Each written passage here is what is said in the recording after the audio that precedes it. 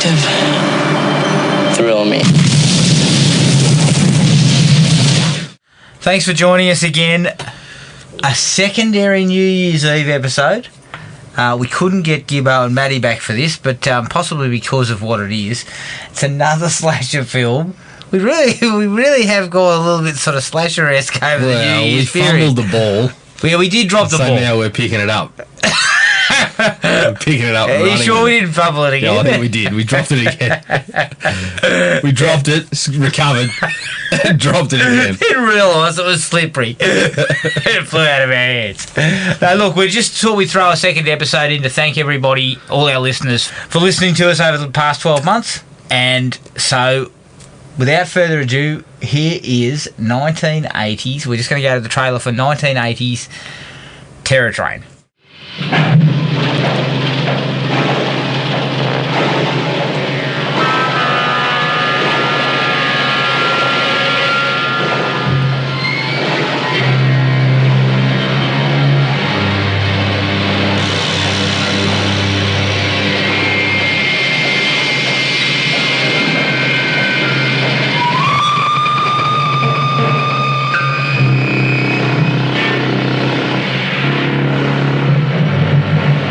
Terror Train. Everybody take off your mask. Hey, take it easy, man. What are you doing? Oh, my God. Stay with your date.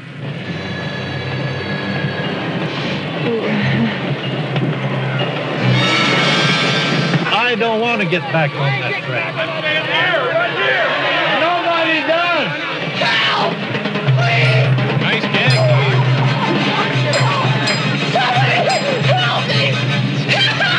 You'll die. At this temperature, you'll die. You'll die. Come on, Mo. Come on.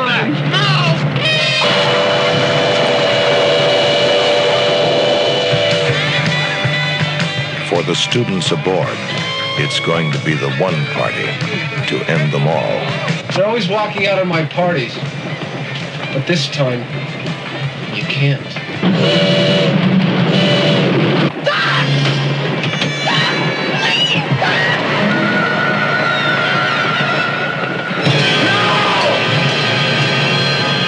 Magic.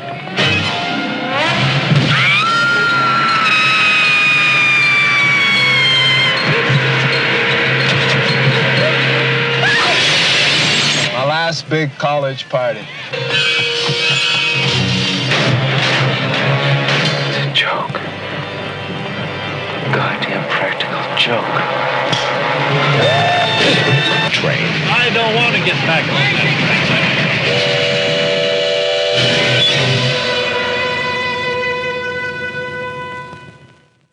Terror Train from 1980. Directed by Roger Spotswood, who directed the Bond film Tomorrow Never Dies and the Arnie actioner The Sixth Day. It's produced by Harold Greenberg, who produced Porky's. Screenplay was by T.Y. Drake and Judith Rasco, and it's from a story by Daniel Grodnick. Now it stars Jamie Lee Curtis as Alana, Ben Johnson as Khan, Hart Bochner as Doc, and David Copperfield as the magician. The budget was $3.5 million, and the box office was somewhere between $8 and $10 million. Just a little bit of trivia: the name of the rock band in the film was Crime, and judging by the songs produced, it was a crime. So, spot on. All right, Jared, what is your take on Terror Train? It's got some really good ideas. Got some very good ideas in there. But all in all, it falls into generic slasher stuff. And the good ideas probably get snowed under a little bit. The current, looking at it in the modern day, it's, the setup is just awful, really. And overall, it was fun enough. It's probably in the upper tier of slashers from that time. Not one of the real greats, but it's one of the ones that you'd probably watch again. I think I dropped it back to about a 2.5 by the end of it. Yep.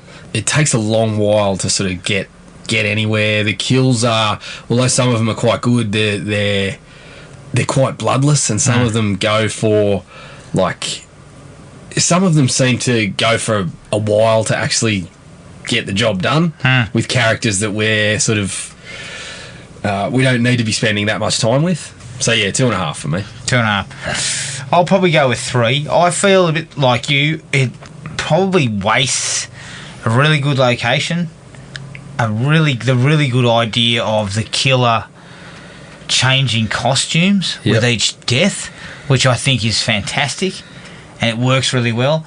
And a post-Halloween Jamie Lee Curtis, and it kind of muffs it a little bit.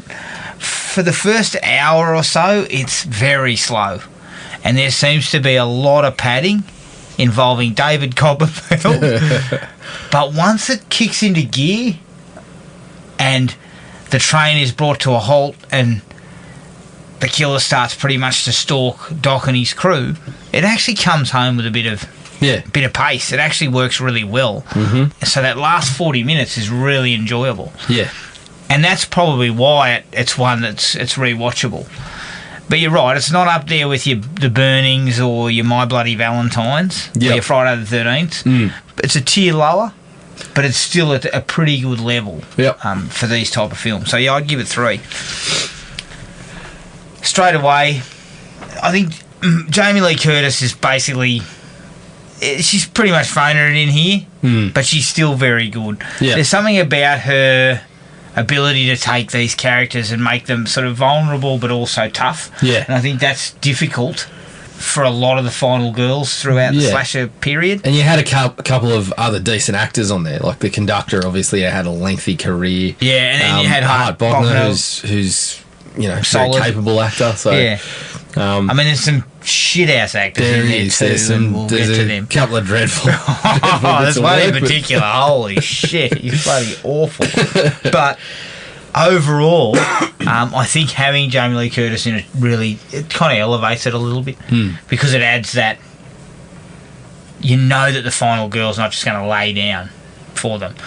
And she does a really good job, I think, even though I think it's probably her least... I think it's probably the one that she's least invested in of that period. Quite possibly, yes. Maybe Prom Night could have been slightly less invested in that. I think this one's probably better than Prom Night, so maybe she should be a little more invested, but yeah. The train. Absolutely fantastic location. Good way to set up a slasher film. Like that there's nowhere to go.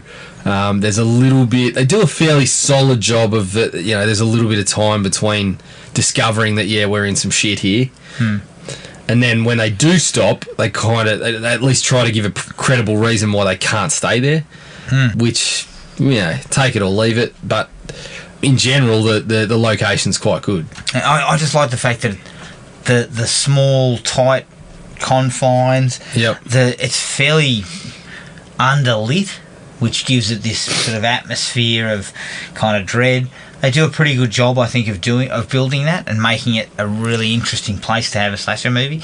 Very similar somewhat to something like My Bloody Valentine with the mines. Same type of thing, is to take it into this claustrophobic type of area. And I think they do a good job here with that. As I said before, the killer switching costumes. Yeah. It's a real winner. It's one of the best ideas they've got in the movie. Because you just never quite know... the fact that there's always a change in costume, it kind of throws you off, adds a little extra bit of layer of mystery to everything. Yeah. I felt it was possibly their best idea that should have been used more. There's one instance in particular that I liked. I mean, it was ludicrous, but when the conductor finds the first body... Yes. And then the next person sort of changes into the costume, overlooking how silly it is that, they're going to have to have cleaned it up, and he's checked a pulse and assumed that this person was dead and there was blood everywhere. Yeah. But then he comes back and, they must have just it was someone who was drunk and has got up, but you've got someone there in the costume kind of giving him the... Yes. I'm all good, which was a good idea. Like it was a slight shift to what you would normally get, which was the whole toilet had been cleaned down. head to toe, and the corpse had been deposited out the window or something, and no one knew. And that kind of stuff, I although I understand that as a slasher trope, I thought this was slightly twisting that a little bit. Well, you expect when the conductor gets into that confined space and finds the body, your immediate thought is, oh, he's fucked. Yeah. They're going to kill him. And then that doesn't happen, so it's just that twist on what you expect from these tropes that makes it, that little bit fresher and a little bit more kind of exciting when you're trying to unravel what's going on. Good to see Doc was beheaded. He got what he deserved, I would suggest. Yes. Look, I think my character development is in my dislikes, unfortunately, but he was kind of like the ringleader. He was the kind of the asshole. Yep. And they give him a death that's fitting of what kind of bloke he was. Yeah. Which I liked. Yep. I also felt, for me, probably my biggest like was from when Jamie Lee Curtis was put in the compartment, and then Kenny comes to get her, and she uses a sex doll as a fake out. Yeah, it's good to see the sex doll getting used appropriately. Yeah. And then she lunges out of the closet and stabs him in the back. All of that stuff there, even though I feel that I have a dislike to it, it runs a little long. Yes. It kind of drags. But a lot of that stuff I really liked. The chase, him cornering her in that cage. Yeah, couple of nice visuals. Jamming the stick through the cage. And taking out the lights. Yep.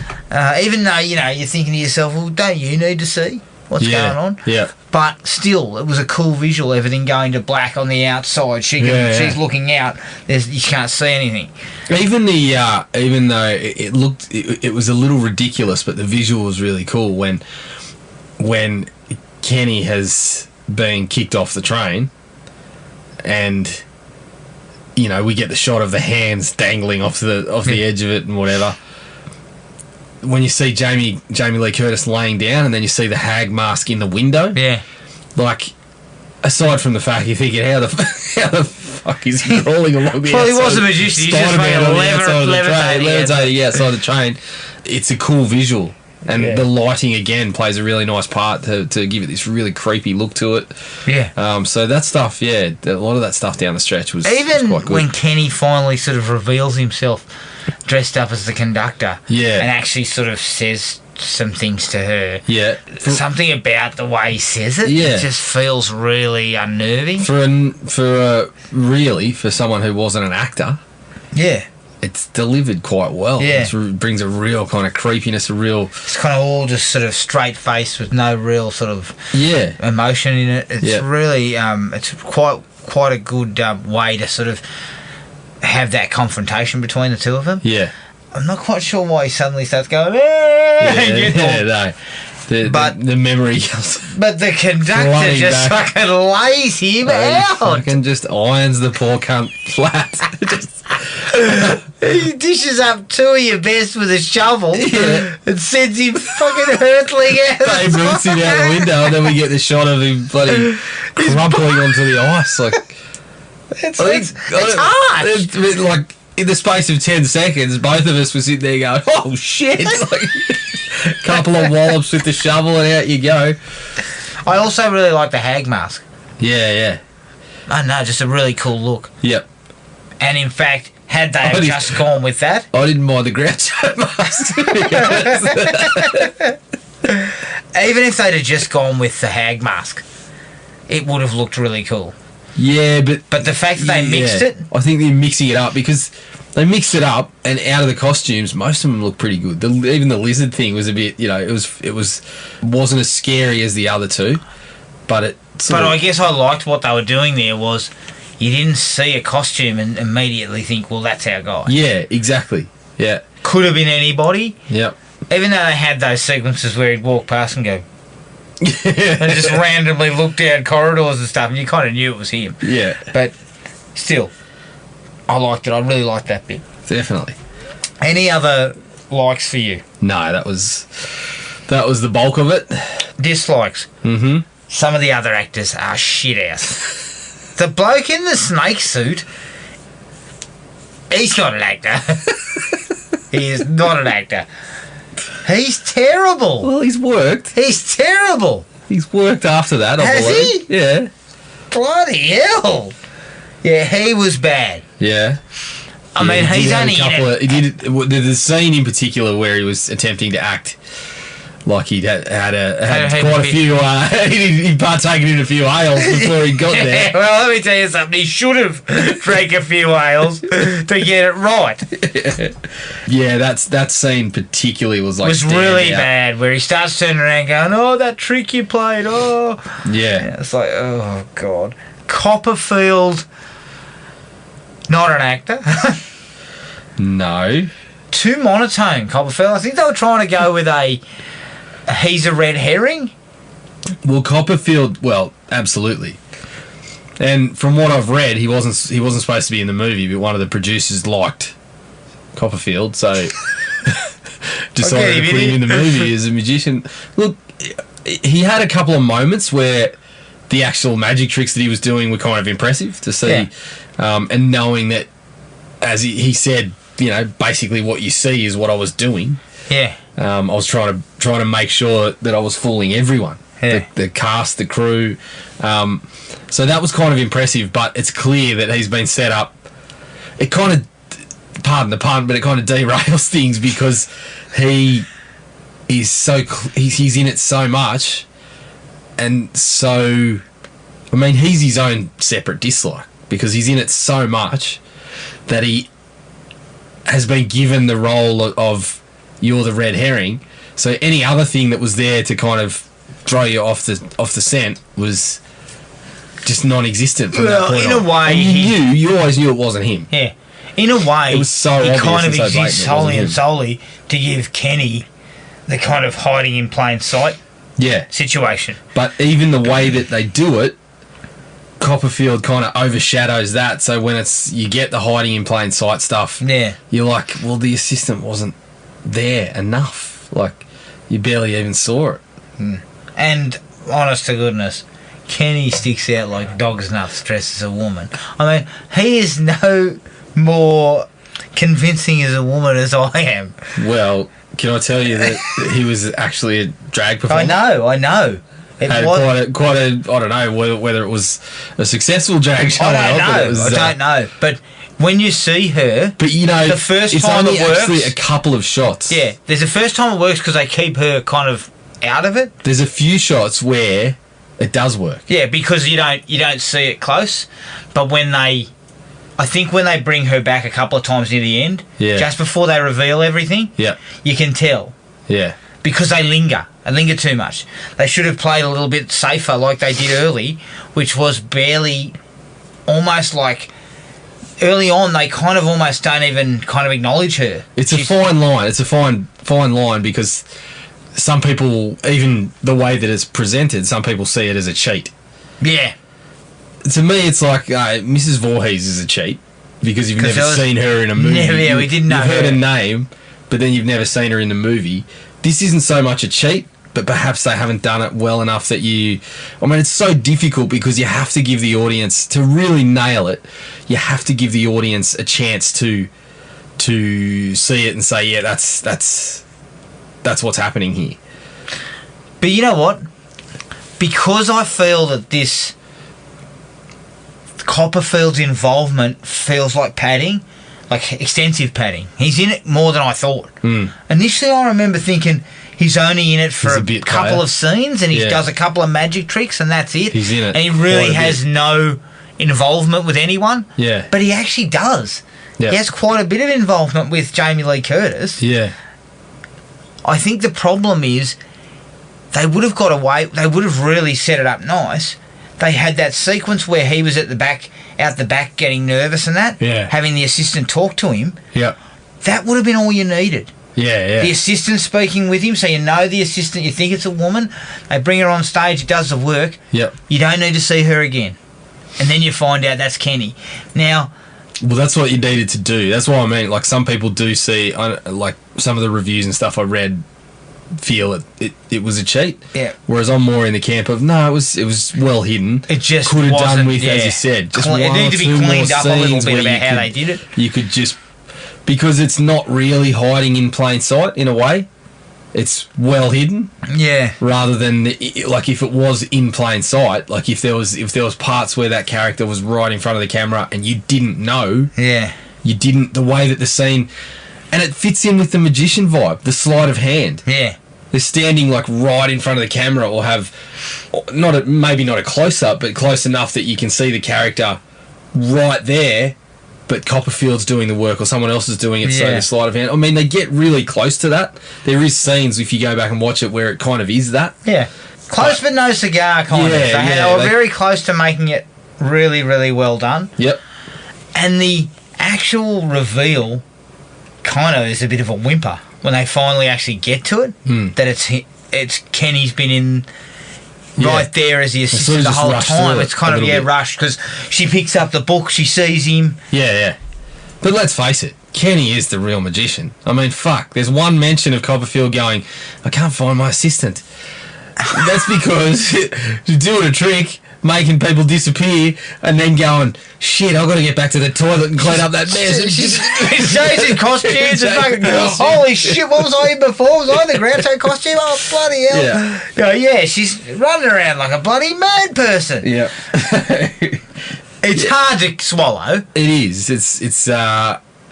But it's perfect for a slasher flick. It's that kind of reveal is exactly what you're kind of looking for. You're looking for this slasher movie that surprises you. Yes.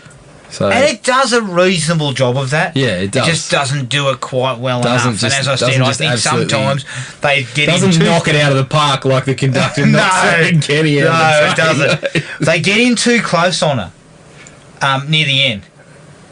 A couple of times they get in, and you can see, and she also, when she talks, it's not as convincing as the first couple of times you see her.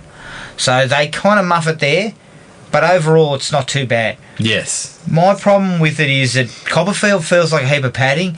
That we constantly have the bloody conductor and his buddies playing cards. Yeah. And the conductor seems to be conducting an investigation, Yeah. not well, conducting a train. I'm okay with a bit of that, but they overdid it. Yeah. And it feels like the movie didn't need padding.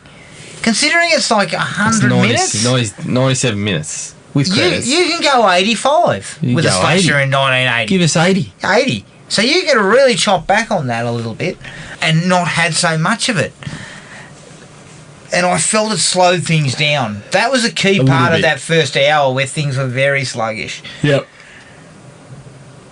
Very tame as far as gore is concerned. Yeah. Which, not everything needs to have people getting Doesn't their heads have cut to off be. left and right. I don't mind a little bit of that, but I'm not sort of like just do it for the sake of it.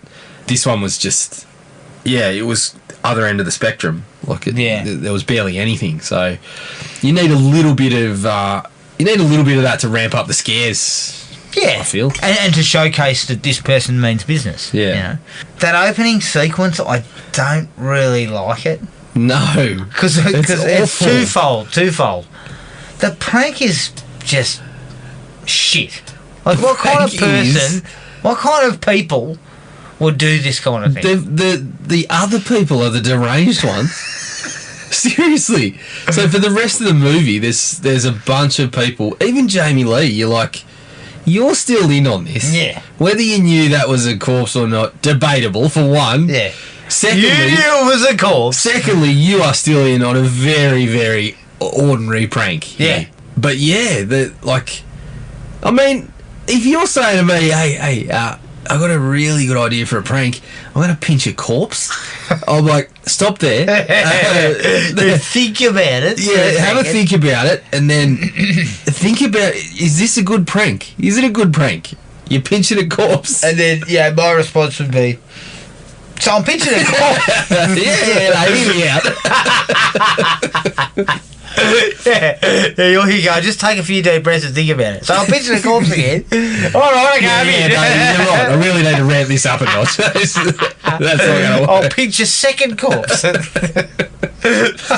Yeah, it's just like It's Yeah. a really shit prank. I understand it was about sending him crazy, Yeah. but the whole idea of it is really seedy, first. Secondly, you can't tell me that somehow... I mean, I hate this stuff in these movies where the nerdy guy who you would assume is far more switched on Yeah. than these other bozos. Well, that's how they're painted in these painted, movies. always painted as Yeah. smarter, and that would go with... Jamie Lee Curtis has not looked at me. Hasn't spoke to you all Hasn't year. spoken to me for an entire however many years of college, and then suddenly she wants to sleep with you? Yeah. Me smells a corpse.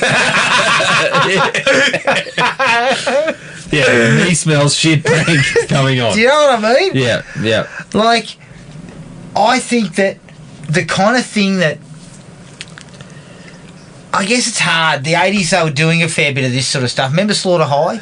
Yeah. No, sorry, is it Slaughter High or... Yeah, Slaughter Yeah, High. Slaughter High. Yep. Uses a similar type of Set up. conceit Yep. that he ends up getting badly hurt Yeah. and he comes back for revenge. Same sort of thing. But even if you just gave him an ass whooping... But I mean, like the setup is, it's such a seedy prank that you just like, you're out on everybody. And Including, for me, Jamie Lee. Now, thankfully, she's a good actress and we've got connections to her from previous movies that you kind of go along with it a little bit with her. But the rest of them, you're like, oh. And they good do try and God. throw her a couple of things in where she kind of points out that the prank was shit and she went and saw him and all that sort of stuff. You know, they try and kind of turn her character slightly. Yeah. Whereas Doc and co, there's no edges, mate. So they don't even set them up well at the start. So you don't know them well enough to think, well, you know, okay, but he, you know, This guy didn't want to do it. yeah, or this guy didn't want to do it, or they thought about it and then they unfortunately it went too far. Yeah, you know, yeah. that type of thing. It never really got there. No. I mean, the only thing we see of Doc prior to that is using a dead hand to shake hands with another bloke. Mate, he's got all the tricks.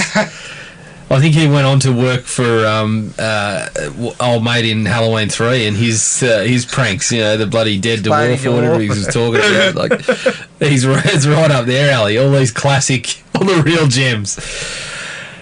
I actually think Doc really is just Ellis in college, isn't he? Yeah, college Ellis. Yeah, college Ellis. He is just... The same, ended up getting on the coke. Yeah. Like, he didn't lose his head. He ended up snorting it off. Only to get shot later by Hans Gruber. Hans Gruber. Yeah, they really don't give them any shades.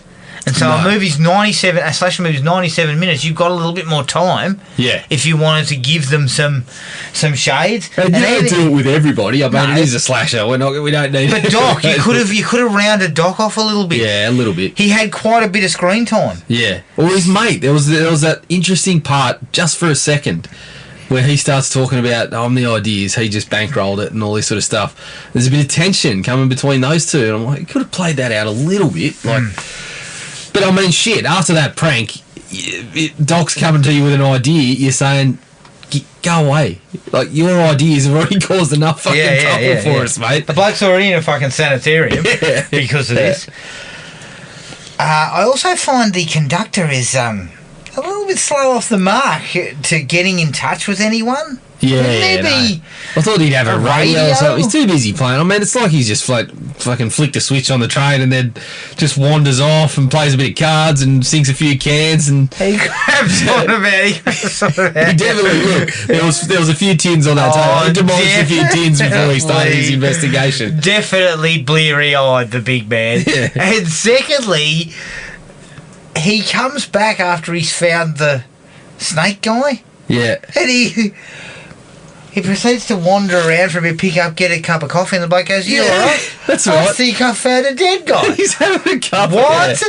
Cup of coffee before you actually talk to anyone about Pull the emergency brake, mate. We've Yeah. got a dead person on here. Yep. You know, he seems to kind of do nothing. My last dislike was it just feels like it drags. When It Kenny does. actually gets kicked off the train, that really should be the end of it. Yeah, but I'm glad it wasn't. I mean, in the end, yeah, I was glad it wasn't because it actually The little bit ended with after a that. bit more strength. Yeah. But we possibly could have brought that shit forward. Well, I don't think that's the problem. But then again- I think that stuff was the good stuff. Then again, you needed Babe Ruth loading up. Yeah, exactly. The lead up was the problem. Yeah. Like getting to it all took ages in time. Like, I mean, Doc's death, I mean, he's fucking fumbling around that cabin for what seems like forever before anything happens. Yeah, I think there was a few minutes prior where the fat could have been trimmed a little bit. Oh, no doubt.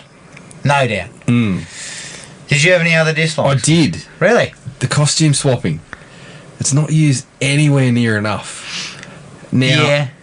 It's probably not enough costumes either. the thing that I feel like it could have done was you get that one part where it's used to full effect is with Snake where the Snake Man, you know, the conductor after making himself a cuppa. See, we can buy that the thing's been cleaned up because he's gone and has made himself a coffee, had a chat to someone before he comes back to check if there actually is a dead person there, and I think he's admitting that he's knocked a few tins over and perhaps he was seeing things, but that's actually, you know, that's we see it used a little bit there. Yeah.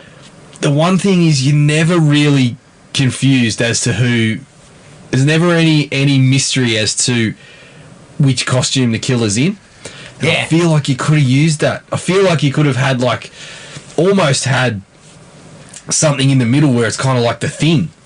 We've got a couple of people in a room who did this or something like that. Well, you know, like, you could have gone one step further, and unfortunately, it would have meant you might have had to skip showing some of those early murders. Yeah. But suddenly you've got 3 or 4 costumes waltzing the halls, Yeah, and yeah. you have no idea which one of Yeah. them is the one that. or they find 2 bodies at the. They find 2 bodies. Maybe we don't get. Yeah, we see somebody's killed off screen to achieve this, but then there's two costumes that it could be, and there's a bit of mystery there. Or when they come back in and everyone's in the same car, Yes. someone's found dead, but we don't know whose costume. We don't know what costume they were in, or something like that. Like there was a few other avenues where I feel like in those stretches where it was really boring, you had the perfect Opportunity to play with really, the audience a little bit. to really play the mystery And they didn't. card a little. In fact, they didn't do it at all. No, Yeah.